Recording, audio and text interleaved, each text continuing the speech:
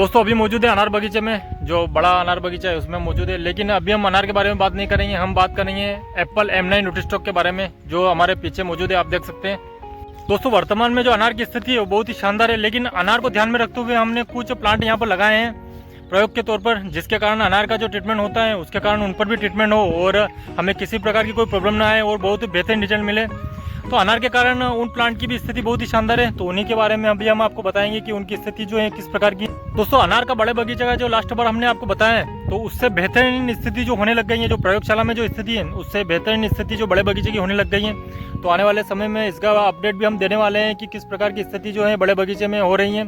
लेकिन अभी जो हमने यहाँ पर प्रयोग के तौर पर कुछ प्लांट लगाए हैं जिनका ट्रीटमेंट अच्छी तरीके से हो सके, तो उसी के बारे में आज हम आपको बताएंगे। दोस्तों आज का हमारा अपडेट है एप्पल M9 न्यूट्रीस्टॉक, और आप देख सकते हैं कि हमने जो ये लाइन लगाई थी, तो जब हम प्रयोग कर रहे थे तो हमने अनार के पास ही लास्ट में जो है इसकी लाइन लगाई, क्योंकि जब नियमानुसार अनार पर छिड़काव होता है तो एप्पल पर भी होता है। तो इसी कारण आप देख सकते हैं दोस्तों कि इसकी ग्रोथ जो है कितनी जोरदार है। तो सभी जो 3 वैरायटी हैं M9 न्यूट्रीस्टॉक की, एना, डोरसेट गोल्डन और HRMN 99, तो तीनों वैरायटी की जो ग्रोथ है बहुत ही शानदार है। और दोस्तों सबसे महत्वपूर्ण है कि टिश्यू कल्चर होने के कारण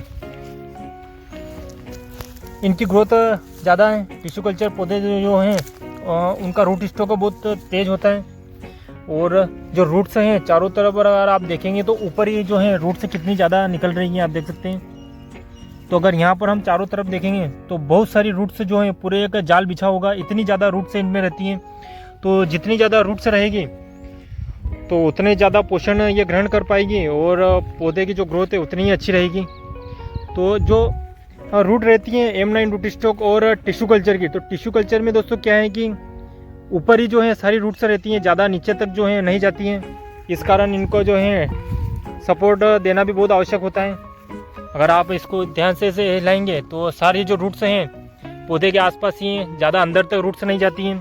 और पहले जो हमारे पौधे हैं एप्पल के वो नॉर्मल रूट स्टॉक हैं और टिश्यू कल्चर नहीं है, तो वो पौधे जो हैं बहुत बड़े होते हैं और उनकी जो जड़ें हैं वो बहुत अंदर तक चली जाती हैं, और ये जड़ें जो हैं ये ऊपर ही रहती हैं।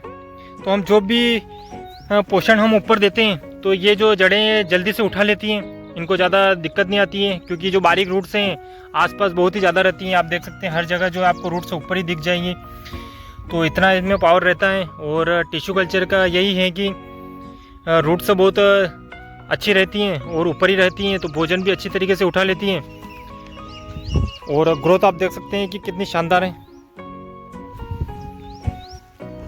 ये देखिए, तो इन ग्रोथ का हम देख के कह सकते हैं कि जो हम सोच रहे थे कि ट्रायल के तौर पर कुछ फल हमें इस साल जो है इन पर से मिल जाएंगे, जिसके कारण हमें पता लग जाएगा कि जो M9 न्यूट्रीस्टॉक है टिश्यू कल्चर पर किस प्रकार से परफॉर्म कर रहा है।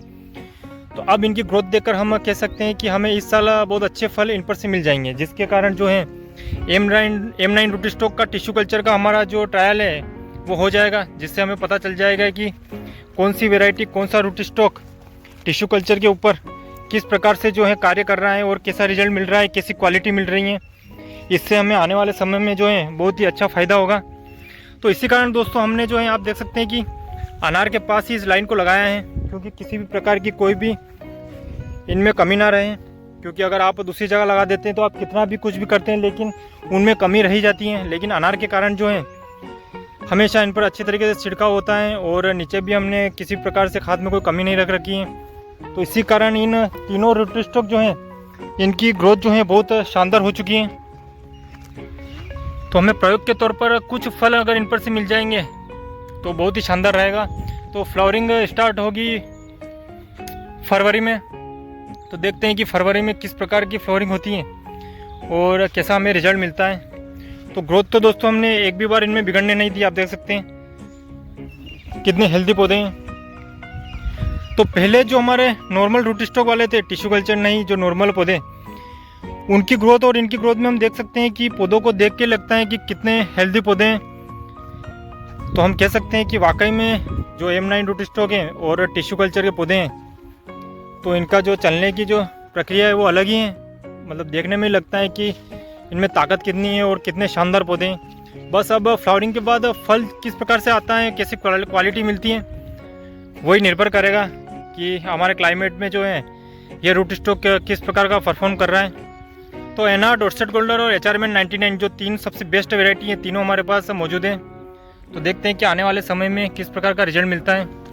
आप देख सकते हैं कि तना कितना शानदार हो गया है, क्योंकि हमने लगभग 1.5 महीने पहले जो है चारों तरफ से मिट्टी हटा के यहाँ पर जो है हमारा पूरा पोषण हमने दे दिया था और फिर ऊपर से मिट्टी चढ़ा दी थी। तो उसके बाद भी इसकी बहुत ही शानदार ग्रोथ हुई है।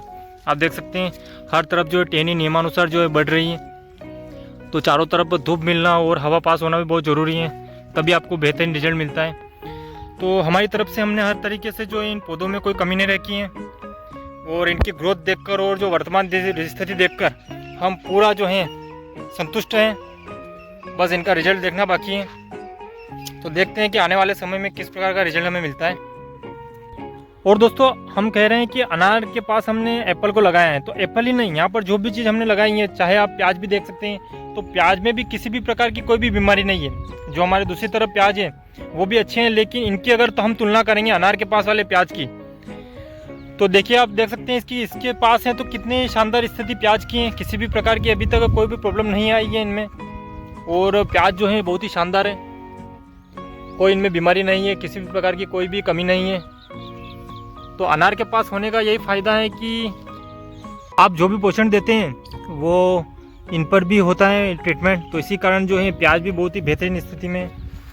तो प्याज भी है, पास में जो है जो मिर्ची हैं वो भी हैं, तो मिर्च भी है, प्याज भी है और पपीता के पौधे भी हैं। तो सभी की जो स्थिति है वो बहुत ही शानदार है, आप देख सकते हैं।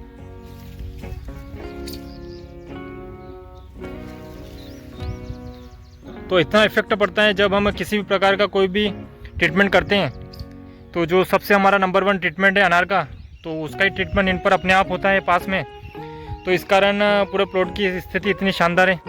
तो प्रत्येक चीज़ का अगर हम इस प्रकार से जो है ट्रीटमेंट करेंगे तो यकीनन हमें जो है बहुत ही बेहतरीन रिजल्ट जो है मिलेगा।